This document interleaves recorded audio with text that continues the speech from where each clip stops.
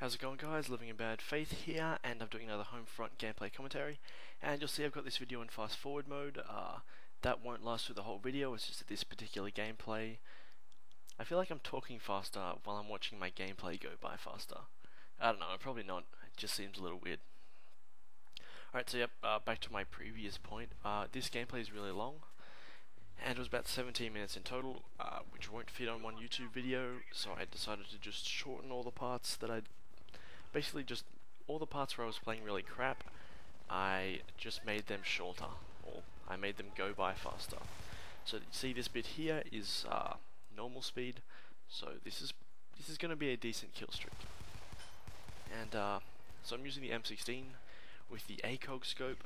I know it's generally not a good idea to use the ACOG scope on a short range map like this, but when I set up this class I didn't know that this map was next up.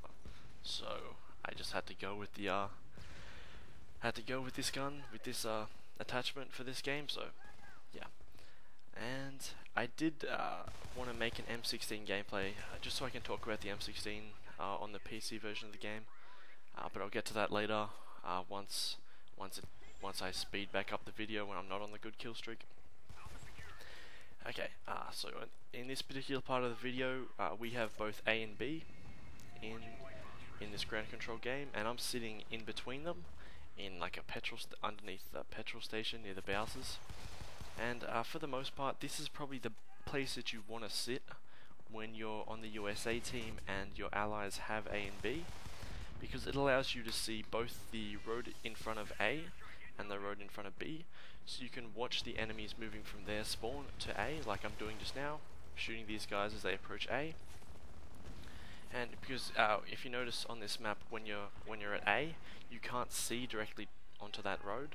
There's no window there, so you're kind of reliant either to just shoot people when they walk inside, or wait for someone who's sitting where I am to shoot them. Just rely on your teammates to fire at them. And it doesn't always work. You kind of have to rely on a bit of teamwork to make sure you have all the avenues covered. So there is that little gap in between the building of A and the wall on the outside of the map, and if no one was sitting where I'm sitting, they could run just down that street and then flank to the back of A. So you really want to try and cut that out, so it's a good place to sit here. And the other plus about sitting in this particular place is that you get to watch that road in front of B as well. So you can watch enemies running from their spawn to B. So it allows you to cover both A and B in a relatively small area. So it's a really good place to sit, and it's probably the best place to sit with the M16. And we just got hit by a grenade then, that was really close. And I'm up to my 3-star threat level, just as an update if you can't see the stars there. So what was I saying? Yeah, this place is a really good place to sit, especially when using the M16 and you really need the time to make your shots. If you have a fully automatic gun, you can kind of push it and move towards the enemies more. With the M16, you do take longer to kill your enemies, just because you're semi-automatic. So you generally need a greater distance in between you and your enemies. That, or you want to be hitting people when they can't see you, which doesn't necessarily mean camping, but it can dictate camping. This gun. It was nerfed a lot after the patch. I've talked about the patch a lot in my videos. That's because it did change a lot of the aspects of this game, rifle-wise. The M16 was really badly nerfed, and not a lot of people use it anymore. So I wanted to make a video. It's probably the best video that I could get with the M16. So yeah, I just wanted to make a video sort of explaining the differences between it and the other guns. And so I just hit my 5-star, and I have these little, my little diamonds, like the paratron markings, come up on nearby players. I got lucky then with the pistol kill. And yep, so we've just won that round actually. And I'm on 5 stars at the moment, and when I was playing this I was really nervous because I thought, God, I'm having a really good gameplay with the M16, which almost never happens. So I needed to advance up cautiously towards the next points. So you'll see me stop and start a lot, which yeah, you'll have to forgive me for my relatively cowardly movement style from here on out. So I've just stopped here for no apparent reason and waited to make sure that the coast is clear before I advance towards A. And yeah, so again I've stopped. I apologize for that, but I'm almost at A now. And there'll be a guy in this window here. For most of this round he was sitting up there with the RPG launcher and just shooting down on the enemies on my team as they ran towards the spawn. And that's tube camping. And I think that's the first ever time I've seen tube camping in this game.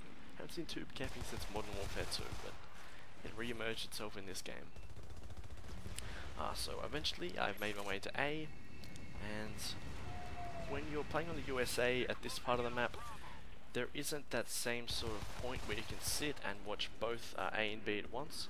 That bus in the middle is good if you're defending this area as the KPA, but it doesn't really work when you're playing as the USA attacking to this point. So you either have to pick A or B and just sort of sit in that area. And I chose A just because I was closer to it. And there's a lot of enemies advancing here, so I decided to move so I don't get shot. Take out a few enemies just here. And right now my heart is just racing because I almost died just then, so I'm just like, I gotta get upstairs and get away from all the fighting. And yeah, so I tried to just take a step back and ease up just here. Try and not die, because at this point when I was playing this I was so in the moment that I'd forgotten whether or not I had already died before in this match. So I was thinking, holy shit, if I can get a flawless gameplay on this map, that'd be awesome. But yeah, I hadn't realized that I have already died, so it was kind of pointless. And just here I get shot. So I made that guy's day. He just, one bullet got him about 1,130 battle points. That's how much I was worth to the enemy, so good on him for shooting me. It was a one shot, one kill, so it was a nice headshot. There's the tube camper again, but he couldn't get up to the top, and I have sped up this bit. I've slowed this bit down. And so I'm back to defending A, and so this bit, there was a lot of enemies there, and they knew where I was because I was shooting, and it wasn't good for me to stay there. So my general strategy is, if too many enemies know where I am, I just get out of there because I don't want to get shot. And it's one way or another, you will get shot if people know where you are. So I just had to get out of there. If you're playing on the KPA team defending this area, and you have both A and B, then you can sit in this bus and shoot across. Defending both A and B at once. So it's a good place to sit if you're playing with the KPA, but it doesn't really work when you're using the USA team, just because you're facing the other direction. Guy I know is playing Crysis 2. I should ask him how good that game is, although I'm not going to play it. And I'll sped this bit up here because yeah, it gets pretty boring that I just die a lot. And I know what I was thinking at this point. I was thinking if I don't die too often here on out, this could be a really kick-ass gameplay KDR wise. But as you'll see, I do get a lot of deaths. That's the tube camper who just killed me, and that's hilarious. I love just it's strange to see tube camping again. I have no idea whether that guy does it all the time, so I'm not going to comment on his skill level at this game. That guy's playing Crysis 2 again. Okay, and I get shot.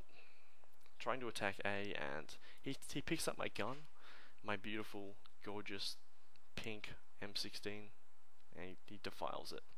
And I want to show you this bit here, so I slowed it down. I got about 5 or 6 hit markers on that guy into the head and shoulders, and that basically highlights the difference between the ACR and all the other guns in this game. The ACR is really easy to use, a lot easier than any of the other assault rifles. As you can see if you watch any of my previous videos, most of them have used the ACR, and yeah, it is really easy to use at both long and short range. So I'm basically trying to phase it out of my videos. So I've started using the M4, as you can see in my last few videos, and this one I'm using the M16. So I'm trying to use I'm trying to move towards using the less used guns in this game, because it makes it more interesting. Because I know most people use the ACR, so and no one wants to see themselves see someone do exactly what they're doing, or they'll just watch themselves play. and so we just lost that round, and I've quickly taken both A and B and tried to move back into the setup I had for the first round of this match, where I had the kill zone set up in front of both B and A, but I could never really get the same sort of dynamic working, so they managed to get in behind both A and B, and they capped them at some point. And I've actually slowed down this point here back to normal speed so I can make a point about capturing an objective. So I shoot these two people here and I move towards A, and before I actually stop on the point and try and just sort of like let the timer run out so I can capture the point, you have to run around. I try and run around and make sure that all the enemies are dead. So that's the last enemy there that's been killed, so now I know that this place is clear and I can just stop and let the timer tick around and I can capture the point. I've seen a lot of people when they go to capture points, they generally just run into the building or whatever particular structure the point is, and then just go prone. And that, you do leave yourself open because there's only so many directions you can watch at once when you're prone, and chances are a rogue grenade or someone's going to pop in from around pop in on a blind spot and shoot you. So it's always best to either check the most common camping areas where you see enemies before actually sitting down and letting the timer tick over. That, or just constantly maintaining a moving, so just trying to like move constantly around the particular capture point, so you're not ever approached in the back and shot. It may seem like a weird thing to do, but it works for me for the most part. And yep, so I'll slow it down up here. I just got airstriked. Yeah, this map is horrible for airstrikes. You get hit by so many white phosphoruses after you've spawned. And yeah, I will slow it down here as I'm approaching B, because I see the enemies taking B, and this is how I generally go about defending a point. So the enemy is definitely inside, and I immediately check the corners, because that's where most people stand. Behind those boxes and these two corners is where most people sit on this map. So I immediately check those three places, which is everyone who's attacking, and I run upstairs, and I see another person's come in and try to attack B. So the first thing I do, check those places again. They're not there, so he happened to be prone behind those stairs, which I'd never seen that particular prone point for capturing the objective. So this was the first. It's a pretty good point, but like I said before, if he had have moved around B, and maybe he would have noticed that I was upstairs, and I was looking out the window when I was upstairs, so he could have easily just ran upstairs and knifed me while my back was turned, and then gone down and captured the point, and he mightn't have died then. So it just highlights the fact that you can't sort of be static when you're capturing a point. You have to keep moving. And yep, so the rounds just ended. I got 45 for 12, which is pretty good for an M16 video. And yep, I wasn't even the best on my team, but I still played pretty well, so I uploaded this video, and I hope you guys enjoy it. I'm living in bad faith, and I'll see you next time.